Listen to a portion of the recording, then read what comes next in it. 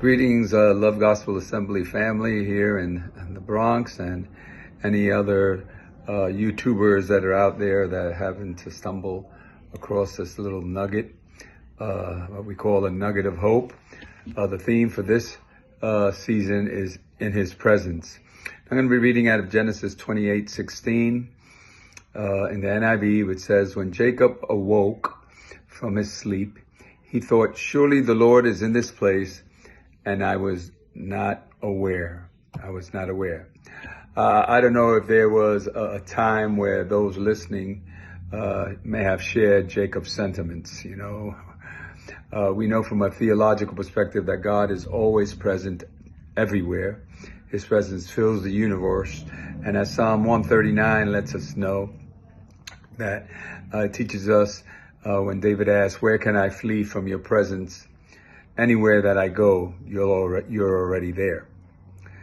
Most of us know the story of Jacob. His mother, Rebecca, gave birth to twins after a very difficult pregnancy. She had inquired of the Lord as to her situation, and the Lord informed her, "There are two children in your body that will become two separate nations of people. One group will be stronger than the other." He tells them the other, older, will become a servant to the younger. This verse in Genesis finds Jacob with the aid of his mother, Rebecca, using deception to steal the blessing from his brother Esau, who was the oldest. Esau, in a rage, vows to kill his brother, so Rebecca sends him far off to her brother Laban's home. Jacob is on the run. He's seeking safety, a place of refuge. But in transit, Jacob stops for the night to sleep. He has a dream where God speaks to him and confirms the covenant blessing he made to Abraham and Isaac.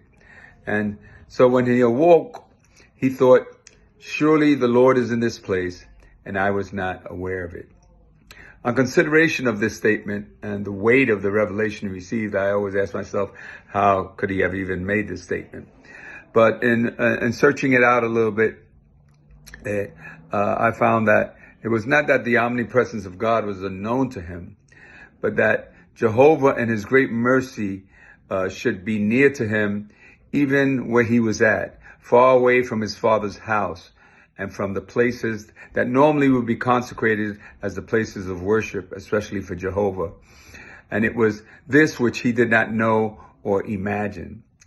The revelation was intended not only to reconfirm the blessing, but to impress upon Jacob's mind the fact that God would be near to him to protect him, to guide him in the land promised, but also in foreign land and wherever he went.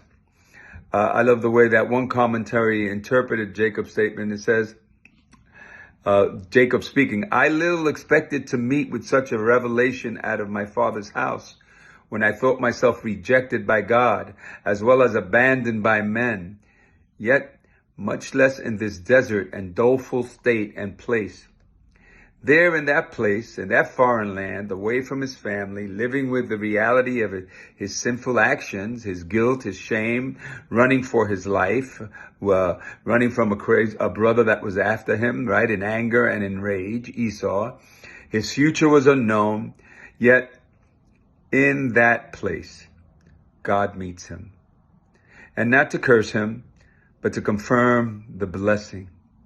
Yes, in that place, in those circumstances, God was very present." And this is real to me because I recall when, after finishing my college degree, I found myself in a room at home alone with my thoughts, with questions running through my mind. What now? Where do I go from here? Why, after graduation, do I have this feeling of dissatisfaction in my life? Raised in a Christian home, I began to consider God. I believed in him, I think anyway, but never had the experience I heard others have. So as I battled with these thoughts, I said, "God, if you're real and present, reveal yourself to me." There was no thunder, handwriting on the wall, no voice, just silence.